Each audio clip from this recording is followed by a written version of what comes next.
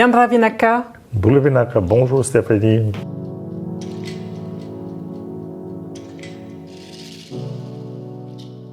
Nous revoilà au Musée du Quai Branly, en salle de consultation des collections, avec des œuvres qui seront présentées dans l'exposition Fidji 1838. Et aujourd'hui, on parle d'un sujet qui nous tient particulièrement à cœur, qui est particulièrement important dans cette exposition parce qu'il est important à travers les récits de voyage, à travers les dessins, à travers les œuvres. C'est le monde des femmes. Le monde des femmes qui est très bien représenté dans l'exposition et à travers les différents éléments, les supports d'information que nous avons à notre disposition et qui sont mis à la disposition du public dans cette exposition. Alors, quand les marins européens arrivent dans le Pacifique, ils ont tout un tas de critères pour distinguer le degré d'évolution des sociétés.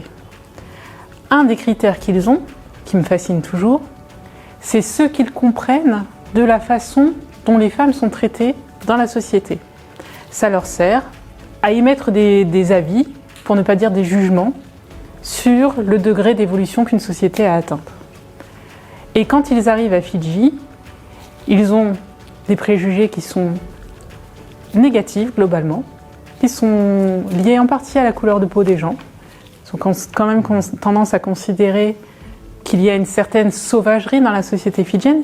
Ils reviennent assez vite sur cette idée-là, notamment quand ils se rendent compte de la complexité des structures hiérarchiques qui existent à Fidji, de la pluralité des figures d'autorité, de l'existence d'un consensus politique, on en a déjà parlé dans la prise de décision. Mais quand il s'agit des femmes, énormément de clichés, à la fois quelque chose de très superficiel, ils décrivent très peu le monde des femmes, alors même qu'on sait qu'ils rencontrent des femmes qui sont des femmes importantes dans la société fidjienne à ce moment-là, et des choses qui sont, de façon générale, assez négatives sur le traitement supposé des femmes par les Fidjiens. Par exemple, Demas, qui fait partie des officiers de l'expédition, dit « La femme est entièrement l'esclave de son seigneur et maître. Tous les travaux domestiques sont uniquement de son ressort. L'homme pêche, fait la guerre, construit sa case et sa pirogue. Dans les plantations de taro, nous avons vu des femmes travailler. » Ben oui, les femmes qui travaillent, c'est pas un bon critère pour les Européens du 19e siècle. Et il manque comme ça tout un univers féminin dans lequel qu'ils ne font qu'apercevoir en fait. Et pourtant, quand on creuse un petit peu, on se rend compte que il y a quand même, de la part des officiers français, un certain émerveillement, pas tant de la condition de la femme, mais de ce qu'elle produise.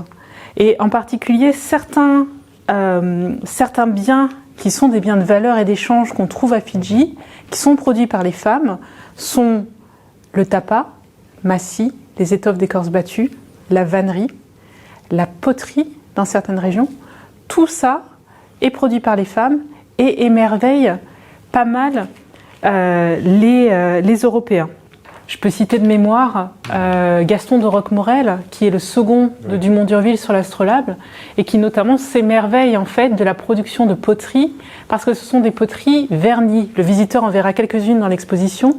Et alors ça vraiment, ça le décontenance complètement, ça les décontenance les officiers, parce que ils pensent que c'est de la poterie vernissée, et donc ils se disent que c'est un degré de travail de la céramique extrêmement élaboré, et qui les surprend énormément pour une population dont ils considèrent qu'elle est plutôt en bas de l'échelle de l'évolution des peuples du monde à cette période. Il y a comme ça beaucoup de choses qui surprennent les Européens, qui sont liées au monde des femmes, et dans les choses qui les surprennent, il y a la façon dont elles sont vêtues. Pour tout vêtement, elles n'ont qu'une ceinture en paille, habilement tressée, et peinte de diverses manières. Les barbes de ces ceintures leur tombent jusqu'à mi-cuisse, et c'est la seule concession qu'elles font à la pudeur. Ça, c'est très intéressant. Ils sont très embarrassés par la tenue des femmes. On est dans le monde du 19e siècle, qui est pudique pour ne pas dire puritain en Europe. La tenue des femmes fidjiennes décontenance pas mal les officiers de marine français qui se rendent à Fidji. Et ça participe sans doute du fait qu'ils ne se rendent pas compte qu'en fait cette tenue vestimentaire qu'ils considèrent comme absolument minimale, même si c'est habilement tressé, est en fait une grande source d'informations sur l'identité des femmes qu'ils rencontrent, le rang des femmes qu'ils rencontrent et les techniques artisanales que les femmes maîtrisent et qui leur sont propres et qui sont extrêmement élaborées, au moins aussi élaborées que certaines techniques qu'on trouve dans le monde des hommes. On avait parlé du mangi-mangi, de la corde des fibres de coco, mais finalement on trouve ici, et on a 3 exemples de jupes de fibres liku présentés sur cette table, qui sont des pièces issues du voyage de Dumont d'Urville en termes de collecte. On voit la diversité et la précision des savoir-faire de ces jupes. L'autre chose que les Européens ne font qu'effleurer dans les récits de voyage, ils ne parlent pas de rang, ou très très très peu, chez les femmes. C'est comme si toutes les femmes étaient égales, finalement. Ils ne mentionnent pas de femmes de haut rang, à part très brièvement la mention du chef et de sa femme quand ils sont à Mbao, et c'est tout. Or, dans les collections, quand on voit des jupes de fibres comme celle-ci, ou celle-ci, qui est faite dans un autre matériau, on sait qu'il y a une distinction de rang qui est liée à ces jupes, et que ces jupes démontrent d'une certaine manière. Et puis quand on voit les dessins de Goupil, on se rend compte aussi que dans l'ornement du corps, certaines femmes, clairement, sont des femmes de très haut rang. Alors, c'est le cas en particulier de cette femme. Ici, peut-être que on peut la décrire. Est-ce que tu veux la décrire ? C'est une femme de rang, hein, parce qu'on voit qu'elle porte plusieurs signes de son rang sur le corps. Elle a des bracelets. Des bracelets, oui, juste au-dessus du coude. Et elle porte une perruque, ça c'est clair, au-dessus de son cheveu. Et là, ce qu'on appelle aussi en fidjien, la imil, cette tige qui sert pour gratter la tête. Et aussi, une grande signe de son rang, c'est le morceau de tapa au massi qu'elle a autour des épaules. C'est que des femmes de haut rang qui ont le droit de porter une couverture comme ça dans les villages Fidji, même aujourd'hui. Et bien évidemment, la jupe qu'elle a. Elle a une liku qui est très très finement tressée et qui ressemble énormément à celui-là. Parce qu'il a le nœud et les fibres aussi. Hein. En fait, on va révéler un des secrets tout de suite. Exactement. On pense que c'est la même jupe. Oui. Parce que la bordure tout à fait distinctive qu'on voit apparaître sur le dessin de Goupil, c'est exactement la même bordure que celle qu'on trouve sur le haut de cette ceinture, qui a plusieurs éléments qui sont importants et sur lesquels on va revenir, en particulier dans les matériaux qu'elle met en œuvre. Mais si on reste encore un tout petit peu sur le dessin, alors effectivement, elle est représentée agenouillée, elle est représentée en entier. Alors il existe une gravure tirée de ce dessin, une lithographie, mais en fait on ne la voit qu'en buste. C'est un portrait. Là où c'est intéressant, c'est que le titre de la gravure, tu te souviens de ce que c'est ? C'est la reine. C'est la reine, la reine de Pao, la reine de Mbao. Et alors ça, c'est un sujet sur lequel effectivement on a beaucoup discuté tous les deux, pour essayer de voir si on pouvait se rapprocher d'une identité de cette personne, cette femme qui clairement a l'air d'avoir un certain âge. À Fidji, anciennement, seuls les hommes portent l'étoffe d'écorce battue, la massi, le tapa, et les femmes de très haut rang. Et ici, cette femme qui est représentée par Ernest Goupil, elle a effectivement sur les épaules un morceau d'étoffe d'écorce battue, et on dirait que sous sa ceinture de fibres, sous le liku, elle a également du tapa, en fait, de ces étoffes d'écorce battue en dessous. Tout ça, c'est des éléments qui sont rarissimes. On a très peu de sources sur l'ornementation du corps des femmes, y compris du corps des femmes de haut rang. Il y a d'autres choses qui sont intéressantes. Tu as mentionné la perruque. Alors la perruque, c'est pareil. Perruque, en fidjien, on dit ulumate, uludavu. Est-ce que tu peux nous dire peut-être 2 mots des perruques ? Pourquoi les perruques à Fidji ? De quels matériaux sont-elles faites ? Et à quoi correspondent-elles ? La perruque est faite de cheveux naturels, des cheveux humains. Et donc, c'était fabriqué à partir de moments où... Parce qu'il y a le deuil aussi à Fidji qui était marqué par... en rasant la tête. Voilà, marque de deuil, se raser la tête. Se raser la tête. Et aussi, dans certaines parties de Fidji, l'idée de couper les cheveux des jeunes qui arrivent à l'adolescence, les jeunes hommes, pour marquer l'arrivée à l'adolescence. Et donc, tous ces cheveux sont gardés, conservés. Ils fabriquent les perruques avec ça. Et donc, les hommes ont une culture de la coiffe très élaborée. Des coiffures, oui. Exactement. Et très élaborée, très différente, beaucoup plus que les femmes. Mais il y avait aussi, à part les coiffures, la présence des perruques lulumante ou uludavu, qu'ils portaient pour donner un peu plus de volume et plus d'importance visuellement. Et puis peut-être parce qu'après ces périodes de deuil, justement, pour que les hommes puissent apparaître en public dignement, finalement la perruque vient aussi pallier à l'absence de chevelure qui est consécutive au deuil. Mais c'est vrai qu'on a peu de représentations et peu de mentions de femmes portant des perruques. Et là aussi, ça va plutôt dans le sens de femmes qui sont représentées ici, qui sont des femmes de très haut rang. Et on voit clairement qu'elles portent la perruque. Et il faut dire aussi que l'importance de la tête chez les Fidjiens. Ah oui, très important. C'est-à-dire c'est la partie la plus sacrée du corps humain. Et donc la tête est toujours très très compliquée parce que qui coupe les cheveux de qui ? Qui fabrique la ulumate ou la perruque qui va être portée par une personne de haut rang. Oui, c'est des spécialistes. Donc tout ça est très très codé et très très important pour la fabrication des choses, les liquides inclus. C'est-à-dire à chaque objet qu'on a maintenant dans nos collections représente le travail, pas seulement le travail d'artisan qui fabrique. Non, les personnes qui portent souvent, les personnes de haut rang, qu'on a dit dans un épisode précédent, c'est des gens qui représentent les dieux et les déesses sur Terre. Donc les mains qui ont touché les choses qu'ils portent sont très très importantes.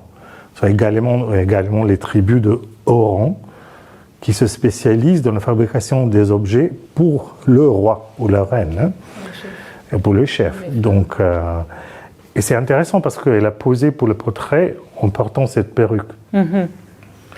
Et qu'il veut vraiment montrer à Goupil et toutes les autres que c'est une femme très importante. Il y a d'autres choses qui me marquent ici. Alors, encore une fois, Goupil est un très bon portraitiste, donc on est en présence de cette femme grâce à ce dessin. Et il en existe plusieurs versions qui sont conservées dans les collections du musée du Quai Branly, en l'occurrence. Et puis, il y a ces colliers aussi. Elle porte un collier qui est vraisemblablement un collier de coquillage. Il y a plusieurs colliers de coquillage dans les collections du musée du Quai Branly, dont peut-être un de ceux qu'elle porte ici, et ils seront présentés dans l'exposition. On avait mentionné, quand on a vu la petite figure, la petite matakao, la figure en bois, qui est un réceptacle d'essence divine, on avait mentionné le fait qu'elle devait avoir des ornements d'oreilles. Ses oreilles sont lacunaires aujourd'hui. Et ici, on voit bien que, outre de ce côté l'épingle à cheveux, Imela, on a le lobe de l'oreille de cette femme qui est très bien représenté, très précisément représenté, percé. Exactement. Et ça, c'est très important parce qu'en fait, ça fait partie le percement des oreilles, ça fait partie de ces modifications corporelles qui marquent les étapes de la vie des individus à Fidji, et en particulier des femmes. Les hommes et les femmes ont les oreilles percées.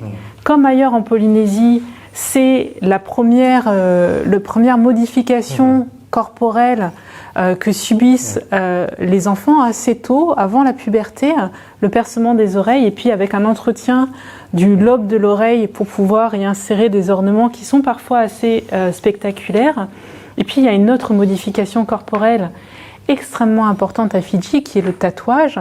On pense au tatouage en Polynésie ou en Océanie en général comme étant l'étendard de la masculinité océanienne. Or, à Fidji, ce sont les femmes qui sont tatouées, avec des variantes régionales. Il y a un article dans le catalogue, un chapitre dans le catalogue qui est dédié à cette pratique qu'on appelle Veingia à Fidji, mais elle est aussi représentée dans la collection de façon plus ou moins directe, notamment grâce à un dessin de Goupil. Oui. Alors je vais inverser les deux dessins pour qu'on puisse regarder en fait celui-ci. Voilà, puisque là on voit des femmes. Alors ça c'est très intéressant, ça me plaît beaucoup. Goupil représente les hommes en général dans des postures d'attente. Ils font pas grand-chose, les hommes qui sont représentés sur les dessins de Goupil, mais les femmes elles sont en activité. Et elles s'occupent des enfants sur certains dessins. Ouais. Ici, elles battent le tapa. Elles fabriquent de l'étoffe d'écorce battue. Elles portent les jupes qui les distinguent. Et puis, il y a ce dessin comme ça, un petit peu énigmatique, si on n'y prête qu'une attention non approfondie. Mais ça, qu'est-ce que c'est, sans son? C'est un tatouage. C'est un tatouage, un tatouage pubien. Absolument. Qui correspond au premier tatouage que reçoit la jeune fille lorsqu'elle atteint l'âge de la puberté et que donc elle passe au monde des adultes et qu'elle reçoit aussi pour la première fois un likou, une jupe de fibre qui va tout au long de sa vie marquer son identité. Oui. Et en fait, c'est rarissime des représentations des tatouages féminins qui nous donnent accès en fait à une pratique culturelle qui est propre aux femmes dans le monde fidjien, documentée dans la tradition orale, documentée dans certaines régions de Fidji de façon un peu plus tardive, plus tard dans le 19e siècle, tout début du 20e siècle. Mais là, une représentation de tatouage Veingia féminin en 1838 à Fidji, c'est unique. Exactement. C'est une clé d'information, une clé de compréhension qu'on n'avait pas jusqu'à voir ce dessin d'Ernest Goupil qui est conservé dans la collection du musée du Quai Branly. On va peut-être dire un mot des jupes. Qu'est-ce que tu en penses? Oui. Alors évidemment, cette jupe-là, ce qui est intéressant avec elle, c'est qu'on a l'habitude de ces jupes-ci qu'on trouve pas mal en collection, qu'on appelle liku vau. Liku vau. Est-ce que tu veux dire ce que c'est que le vau? Alors, le vau, c'est une espèce de hibiscus sauvage qui pousse dans les forêts, les plages à Fidji et dans la plupart des régions de l'Océanie. Et le vau il est traité, il est coupé, il est traité, il est trempé dans l'eau salée, dans la mer pour un certain temps. Et après, il enlève toute l'écorce et on obtient cette fibre qui est ensuite teintée et colorée et on utilise pour fabriquer les jupes, la likou. Là, le matériau qui est sur la couche centrale, ici, est-ce que tu reconnais ce que c'est? Ça. Non, là. Ça. Oui. Ça, c'est la massie. Exactement. Tu as raison, c'est des l'étoffe d'écorce battue. Ouais. C'est du mûrier à papier. Exactement. C'est du libère, donc l'écorce interne du mûrier à papier, battu, qui a cet aspect un peu duveteux comme ça. Exactement. Donc on voit la richesse en fait des matériaux qui sont mis en œuvre, les techniques d'assemblage qui nous montrent qu'on n'est pas face à des objets anodins. C'est des objets qui, semble-t-il, sont portés quotidiennement, mais on a vraiment une élaboration technique qui dit quelque chose de la préciosité de ces objets-là. Une chose qui m'intéresse beaucoup, c'est que les voyageurs nous disent que les femmes elles-mêmes viennent au contact des Européens et échangent leurs jupes de fibres contre différents objets, des objets en métal, des perles de verre, des choses comme ça. Et là, c'est très intéressant parce que c'est une autre chose qu'on a très peu, qui est très peu mentionnée dans les récits de voyage, c'est le rôle des femmes dans ces échanges, en fait. Une agentivité des femmes, un pouvoir d'action qu'ont les femmes de disposer des biens qui sont les leurs. Exactement. Et de les échanger avec les Européens. C'est quelque chose qu'on voit rarement. Cette jupe-là, elle est différente de celle qu'on a l'habitude de voir en collection. On n'était pas complètement sûr qu'elle soit liée au voyage de Dumont d'Urville jusqu'à ce qu'on travaille ensemble à la préparation de l'exposition et qu'on se rende compte que vraisemblablement, cette jupe, c'est celle qui est représentée ici. Exactement. C'est celle qui est représentée ici, portée par cette femme de très haut rang qu'on a déjà mentionnée. On reconnaît la bordure qui est vraiment distinctive. Et toi, tu reconnais un matériau qui est extrêmement important, qui est Nakuta. Taria. Taria. Alors, vas-y, explique-nous un petit peu ce que sont ces fibres. C'est une fibre qui vient d'une plante qui pousse dans les marécages, dans l'eau, et qui ressemble un peu à un papyrus. C'est une sorte de jonc, je crois. Peut-être. Voilà. Et donc, il est récolté une fois par an, ou 2 fois par an, et séché. Et donc, pour fabriquer cette jupe, il est Effiloché, un peu, et très très finement, pour fabriquer justement le cordage et la jupe en elle-même. Et c'est un matériel qui est considéré d'une très très grande importance, même les nattes tressées. Exactement. C'est précieux parce que c'est assez rare. Et la qualité des nattes tressées avec ce matériel, souvent c'est très précieux. C'est utilisé que pour les femmes de haut rang, en fait. C'est une plante qu'on ne trouve pas dans toutes les régions de Fidji. On les trouve essentiellement dans le nord, la région qu'on appelle Maduata. Maduata et Mbua. Mbua. Donc les deux régions qui sont sur l'île du Nord, Vanuatu, dans l'archipel fidjien. On a beaucoup de descriptions qui nous expliquent que plus les yaras sont longues, plus le rang de la femme est élevé. Et on voit bien aussi que sur cette... On a plusieurs... alors elles sont peut-être fragmentaires parce que les jupes de Philippe c'est fragile, mais on voit bien qu'on a des variations dans la taille de ces parties d'attachement, yara. Et ici en plus, donc elles sont... celle-ci est nouée, puis celle-ci est vraiment emballée, donc elle doit être assez longue en fait. On n'a évidemment pas touché. Elles sont aussi teintes en rouge. Le rouge c'est une couleur importante à Fidji. Est-ce que tu veux nous dire un tout petit peu quelques mots du rouge? Alors, le rouge, c'est la couleur, une couleur très, très précieuse chez les Fidjiens. Le rouge marron. Oui, les nuances ne sont pas exactement les mêmes qu'en Europe. Parce qu'il y a aussi la liaison entre le rouge, cette couleur-là, la rouge des plumes des perroquets. Les plumes des perroquets très valorisées. Exactement, très valorisées chez des gens des îles Samoa et des îles Tonga. C'est une marque de haut rang. Et donc, Fidji aussi, je crois. à Fidji aussi, mais porté sur les nattes et les waraku, là, les ornements de tête, les bandeaux de front. Exactement. Et donc, la couleur... À Fidji, quand on voit quelqu'un qui porte un costume traditionnel dans cette couleur-là, c'est quelqu'un de rang, de haut rang. Donc, évidemment, ces 2 jupes appartenaient probablement d'une femme de haut rang. Et alors là, le plus important, ce sera celui-là, parce qu'il est fait de cette matière, nakuta. Et donc, et encore une fois, la fabrication de ces objets-là sont très très importants, pas seulement pour les objets, mais les gens qui fabriquent les objets. Parce qu'eux aussi, ils montrent le savoir-faire qui est lié à leur rang et la relation qu'ils ont avec des femmes. Puis des savoir-faire qui se transmettent de génération en génération. Absolument.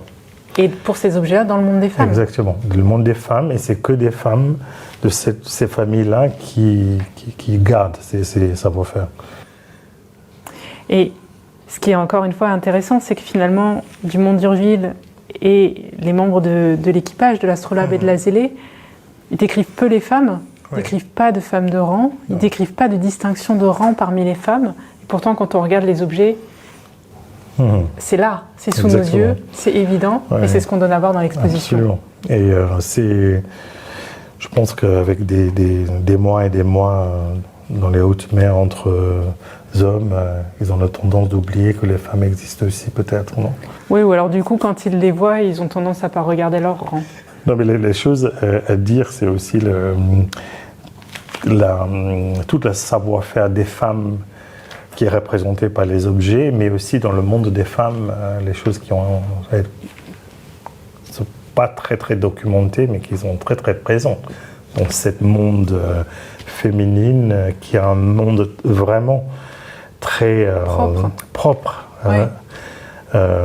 Qui est très propre et souvent à part, mais en égalité avec le monde des hommes. En complémentarité avec le monde des hommes. Exactement.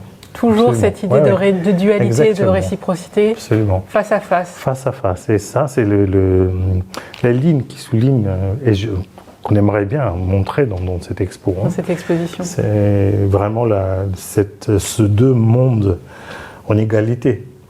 Alors, on aurait eu plein de choses à dire sur l'identité l'identité possible de cette femme de haut rang, mais je crois qu'il va falloir aller voir le catalogue. On en parle, c'est un petit peu compliqué, il y a des questions de généalogie, etc. Il y a des questions de titres. On va peut-être s'arrêter là pour le podcast. Peut-être. Merci beaucoup, Samson. À bientôt. Moi, Demanda.